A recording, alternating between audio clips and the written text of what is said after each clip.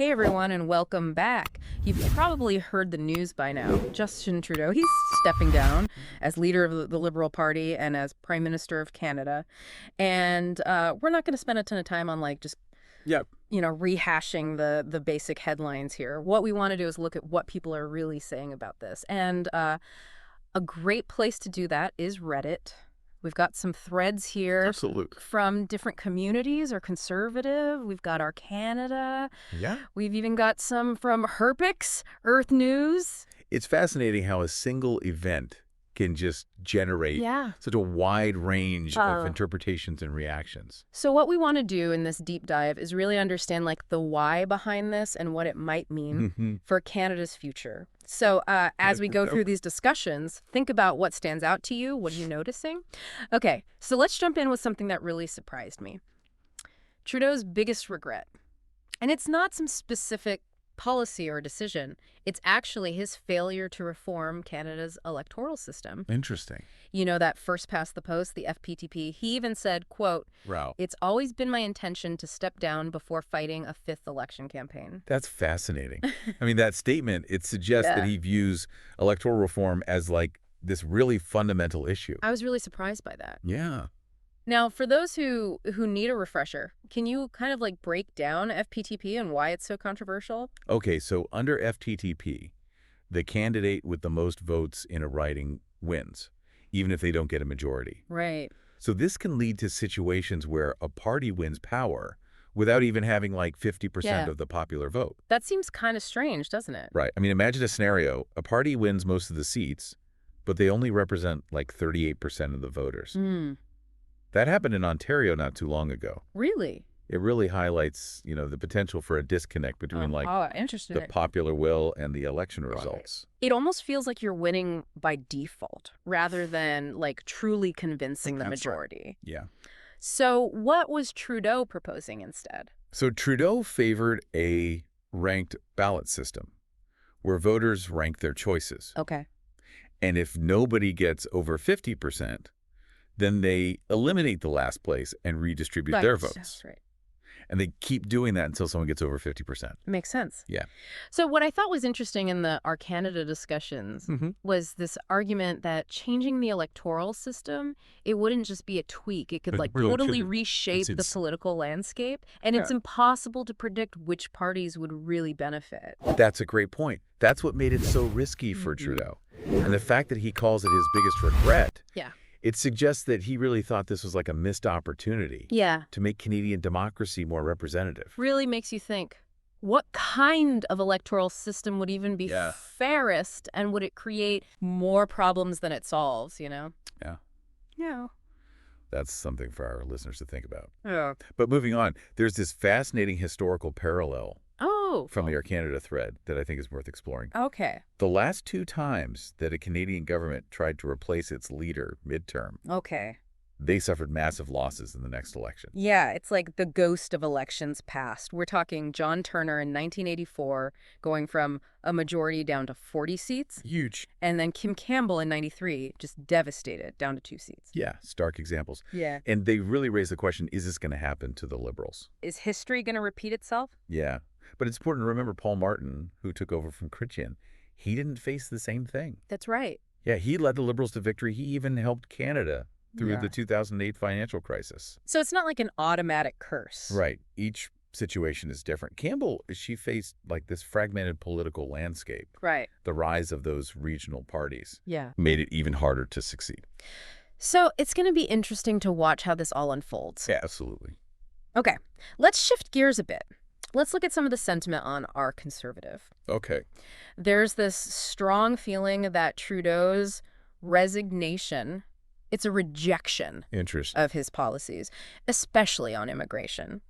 One comment compared Canada to California talking about, looting Canadians, Oh, wow. disarm and silence them, and legalize crime. Strong words. Yeah. It's important to acknowledge these viewpoints, right? Yeah. We're not endorsing or dismissing them. Right. But that language, it shows a real concern. It does. Resonates with a lot of people. Yeah. And it's not just Canada, right? Absolutely. These anxieties about immigration, Yeah. we see them everywhere. Yeah. In Western countries, Yeah. immigration is tied up with debates about the economy, Right. cultural identity, even national security. So Canada has seen a pretty big increase in immigration under Trudeau. Huge. And there's no denying it's had an impact. Right. Housing prices, even the feel of communities, it's complex. It really is. So what do you think? How do you feel about immigration's impact on Canada? It's worth thinking about as we move forward. And speaking of moving forward, the big question is, who's next? That is the question, isn't it? And will they be any better? Some of these Reddit comments, brutal, suggesting no leader can solve Canada's problems. Like what? Like that housing crisis, the rising cost of living. There's a real skepticism there. Yeah, there's a sense of disillusionment. Like the system is just broken. So this is where the potential rise of Pierre Poilievre, leader of the Conservative Party. Right. This is where things get interesting. Definitely. He's the name on everyone's lips. People are calling him, a Trumpist figure. Why? Others are saying he's our only hope. Yeah, wide range. And it seems like he's really tapping into, especially among younger voters, this feeling of discontent. People struggling with housing costs, feeling left behind. So Poilievre's rhetoric, it's really resonating Yeah. with this segment of the population that is just frustrated. So do you think he's like deliberately playing to He's that? master of it. Yeah. So are we on the verge of like this big shift to the right? I don't know. It's too early to say. Yeah. Canadian politics has always been different from the U.S. More nuanced, less polarized. But Poilievre is a departure from the traditional liberal establishment. He is. If he comes to power, the consequences could be huge. Okay, so let's like really dig into what a Poilievre-led government would actually look like. Like what policies is he really pushing? Okay, so one of his big promises is to tackle the housing crisis. Right, which is like the #1 issue. It is. It's on everybody's mind. Yeah. He wants to boost housing supply, cut red tape, streamline regulation. Because he's saying the government's actually making the problem worse. Yeah, he thinks there's too much government intervention.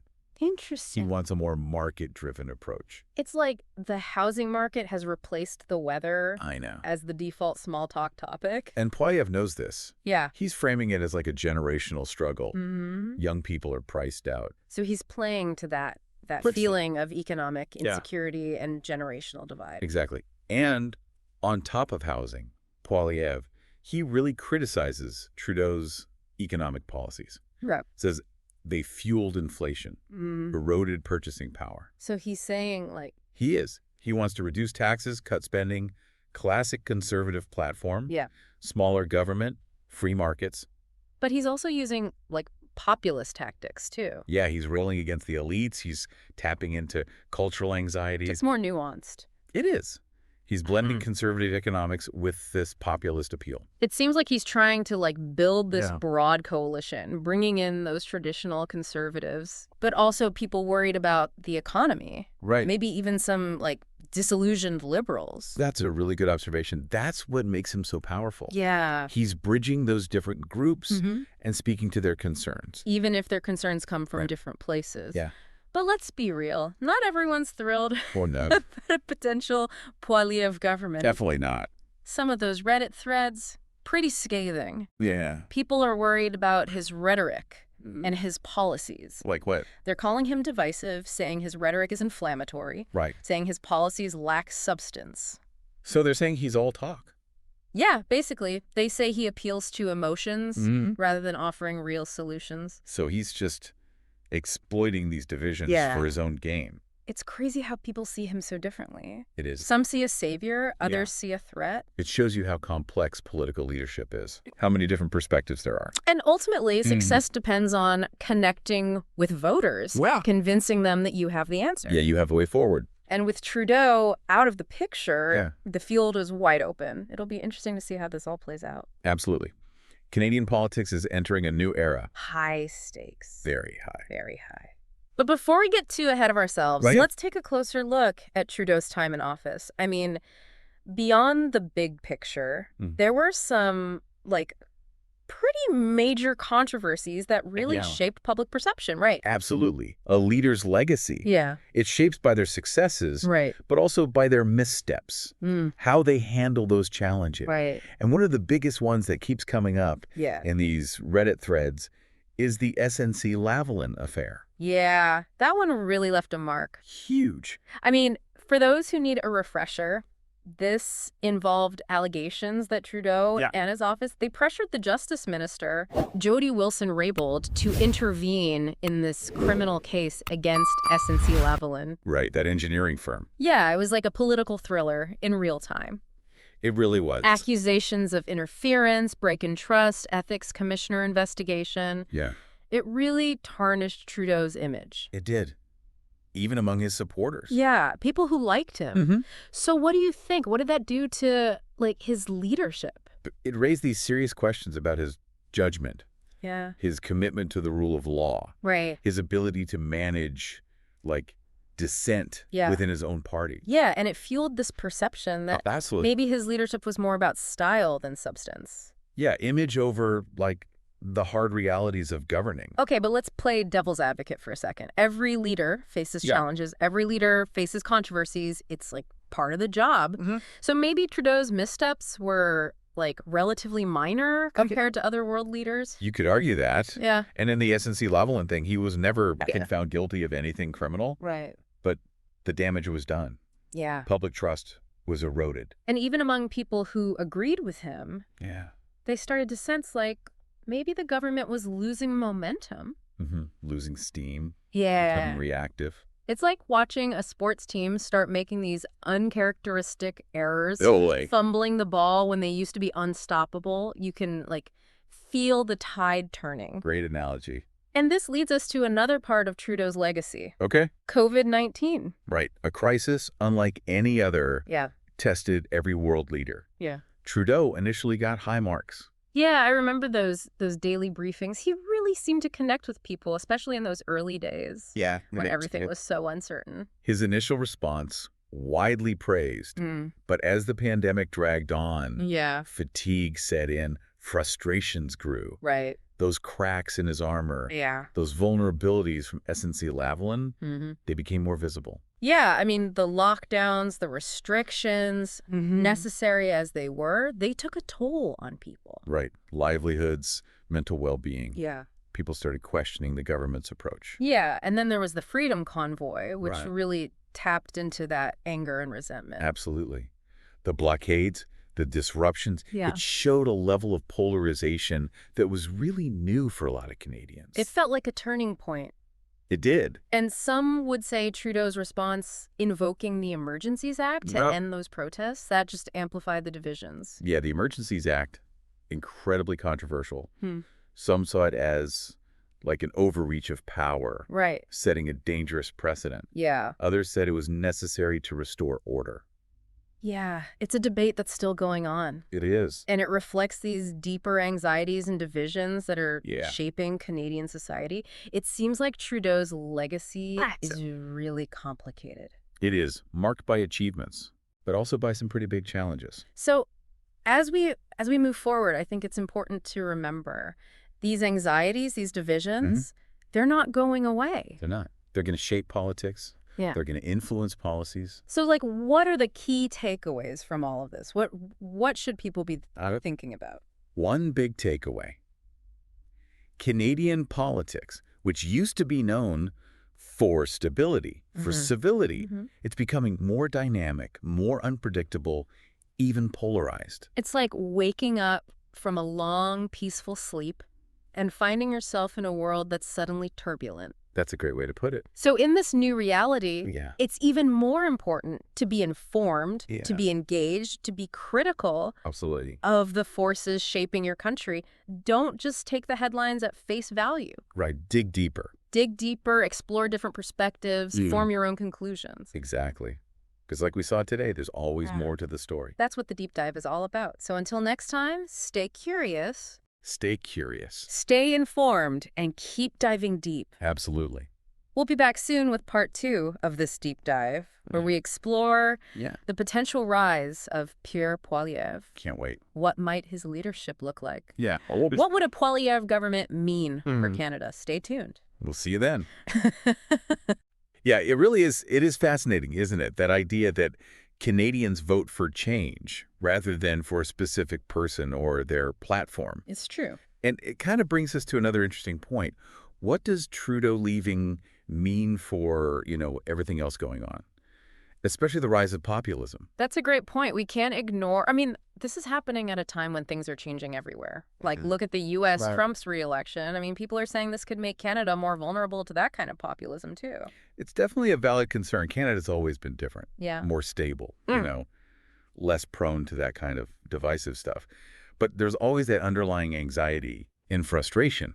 Politicians can exploit that. I mean, think about the Freedom Convoy protests. Yeah. They were controversial. Yeah. But they did show how much frustration and distrust there is, and Poilievre seems to be channeling that. Oh, absolutely. He's really good at tapping into those anxieties, right? Yeah. Presenting himself as the champion of the everyday person fighting against the elites. That strategy works. It does. We've seen it before. Yeah. So are we saying Canada's about to swing way to the right? Like, are we going to have our own version of Trumpism? I mean, it's possible. I think it's too early to say, honestly. Canadian politics is just, it's different. It's always been more nuanced, less black and white. But Poilievre, he's definitely different. He is. He's not your typical liberal. If he becomes prime minister, things could really change. Okay, so let's talk specifics then. What would a Poilievre government actually do? Like, what are his policies? What does he actually believe in? Because some of those Reddit comments were a bit vague. Right. Okay, so one of his big campaign promises is to fix the housing crisis. Right, which is a huge deal right now. Huge. It's the #1 issue for a lot of Canadians, no matter how much they make. He wants to build more houses, cut through the bureaucracy, make the rules simpler. He says all the government intervention, it's actually making things worse. Really? Yeah, he thinks the market should be in control. That's an interesting take. It's funny. Housing has become the new small talk topic. It really has. Poilievre gets this. He frames it as a generational struggle. Right. Young people can't afford to buy a home. So he's playing into that sense of he is. Economic insecurity, that generational divide. Absolutely. He's also a big critic of Trudeau's economic policies, says they caused inflation, made everything more expensive. So what's he proposing instead? Tax cuts, less government spending. Yeah. Your classic, conservative platform. Smaller government, free markets. Yeah, makes sense. But then he throws in these populist tactics, talking about the elites, preying on those cultural anxieties. So it's more complicated. Yeah. It's a mix of those conservative economics with this populist appeal. It's like he's trying to bring together these different groups of people, He is. The traditional conservatives, but also people who are really worried about the economy, even some people who might have voted liberal before but are feeling disillusioned now. Exactly. And that's what makes him so dangerous. He can appeal to all these different groups of people. Yeah. Even if their concerns are coming from totally different places. No, we should say not everyone's excited about Poilievre. Oh, definitely not. Yeah. Some of those Reddit threads are pretty brutal. Yeah, they are. They call him divisive. Yeah. Say his rhetoric is, dangerous. Yeah. They even say his policies are empty, that there's nothing there. So they're saying his all talk. Basically, yeah. He's good at appealing to people's emotions, but he doesn't offer any real solutions. So he's just using these divisions to his advantage. Yeah, for political gain. It's wild how people see him so differently. I know, right? A savior or a threat. It really shows you how complex political leadership is. It does. Everyone has a different perspective. Ultimately, it comes down to whether he can connect with voters, whether he can convince them that he has the answers. That he can lead them. And now with Trudeau gone, anything could happen. We'll have to see how everything unfolds. Absolutely. We're entering a new era of Canadian politics. High stakes. For sure. But before we get too ahead of ourselves, let's take a closer look at what Trudeau actually did in office. I mean, beyond all the big stuff, there were some pretty big controversies that really shaped how people saw him. There were. It's true. Like a leader's legacy, it's not just about the good things. Right. It's also about those missteps, how they deal with the tough times. Exactly. And in these Reddit threads, one thing keeps coming up. The SNC-Lavalin affair. Oh, yeah, that definitely left a mark. It's huge. For those who need a refresher, it was all about these allegations that Trudeau and his office, they pressured the Justice Minister, Jody Wilson-Raybould, to interfere in a criminal case. Against this big engineering firm, SNC-Lavalin. It felt like a movie playing out in real life. And it did. It really did. Accusations flying around, broken trust, an ethics investigation. It really hurt Trudeau's image.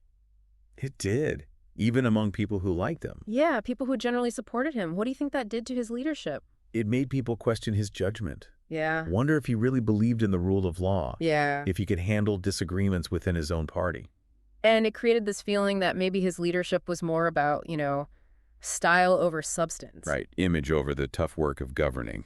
But every leader runs into trouble at some point, right? They do. It comes with the job. So maybe Trudeau's mistakes weren't that bad compared to other world leaders. I mean, that's a valid point. And in that SNC-Lavalin case, he was never found guilty of a crime. Right, that's true. But the damage was done. People didn't trust him as much. And even his supporters started to wonder if the government was losing its way. Losing momentum. Yeah, becoming reactive instead of proactive. It's like, when a sports team starts making stupid mistakes, totally dropping the ball when they used to be unstoppable, you can just feel it shifting. You can, that momentum shift. Yeah. This kind of brings us to another big part of Trudeau's legacy, COVID-19. Oh, yeah, a crisis like no other. Every leader was tested. They were. Yeah. And at first, Trudeau got really good reviews.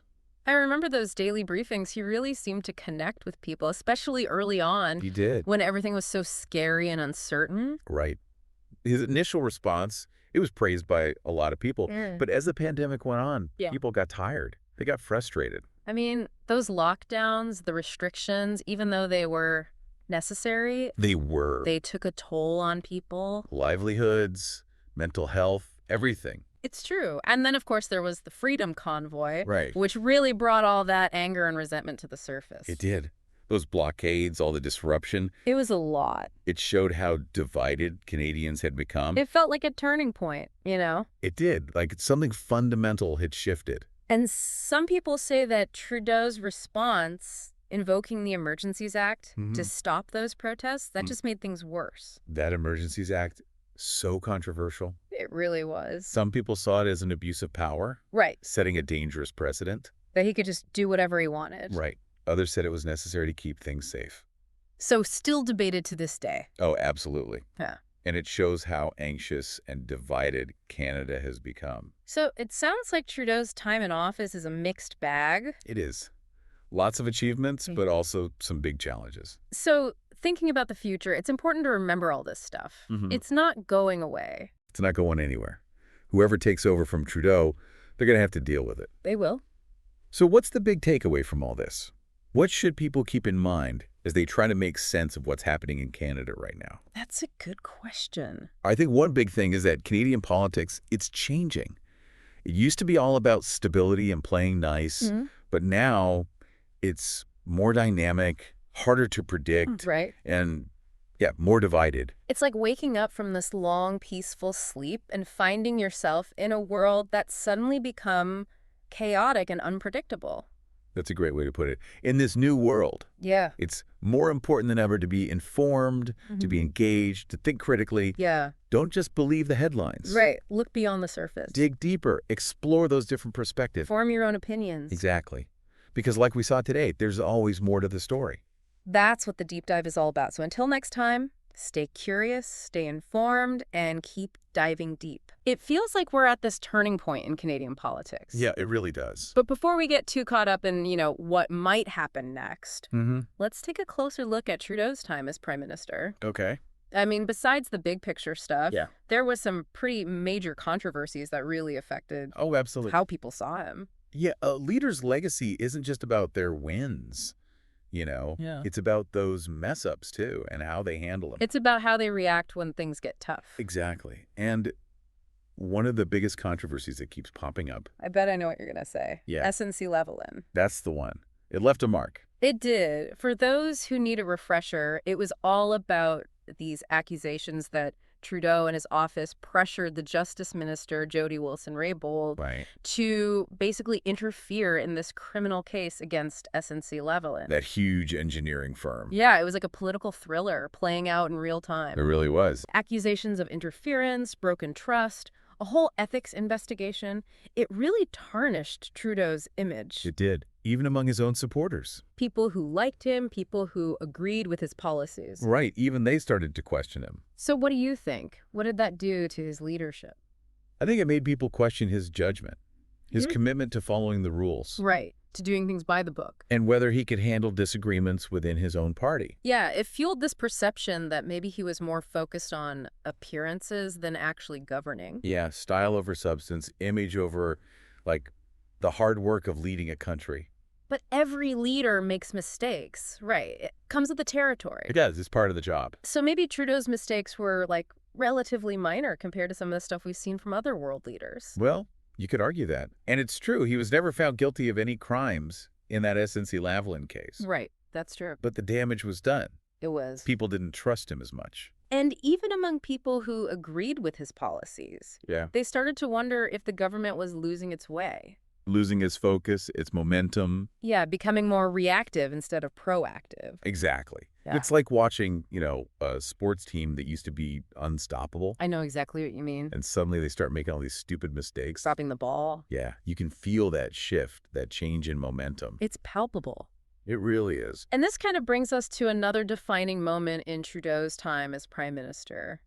COVID-19. Oh, yeah, that was a test for every leader. Every single one. And at first, Trudeau got good reviews. Yeah, I remember those daily briefings, the way he spoke to Canadians. He was really good at connecting with people. He was. Especially early on. Yeah, when everything was so scary and uncertain. He projected calm, offered reassurance. People really responded to that. They did. His initial response was praised by a lot of people. But as the pandemic dragged on, people got tired. They did. The fatigue set in. Yeah, and those cracks in his armor, those vulnerabilities exposed by SNC-Lavalin. Right, the doubts that were already there. They became more visible. I mean, those lockdowns, the restrictions, as necessary as they were tough on people. They really were. People lost their jobs, their businesses. Their mental health suffered. It was a really difficult time. And then, of course, there was the Freedom Convoy. Oh, yeah, that really tapped into the anger and frustration. It brought it all to the surface. It did. The blockades. The disruption, it was a lot. It showed just how divided Canadians have become. It felt like a turning point, like something had fundamentally shifted. It did. And some would argue that Trudeau's response, invoking the Emergencies Act to stop those protests. Right, a pretty drastic measure. It was. And some say it just made things worse. Yeah, that Emergencies Act, incredibly controversial. It was. Some people saw it as an abuse of power. Right, like he was overstepping his authority. And setting a dangerous precedent. Yeah, like he could just do whatever he wanted.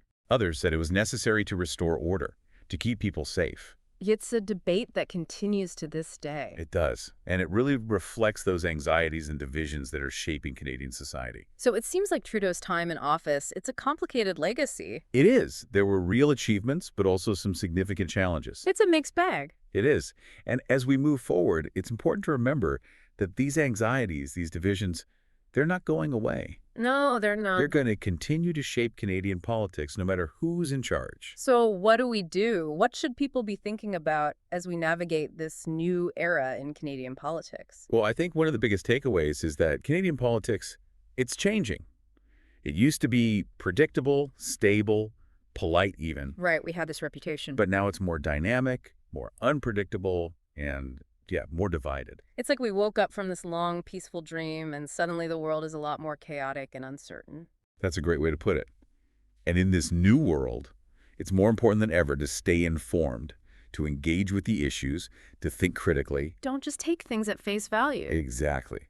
Dig deeper, explore different perspectives. Form your own opinions. And remember, there's always more to the story than what you see on the surface. And that's what the deep dive is all about. So until next time, stay curious, stay informed, and keep diving deep. We'll see you next time.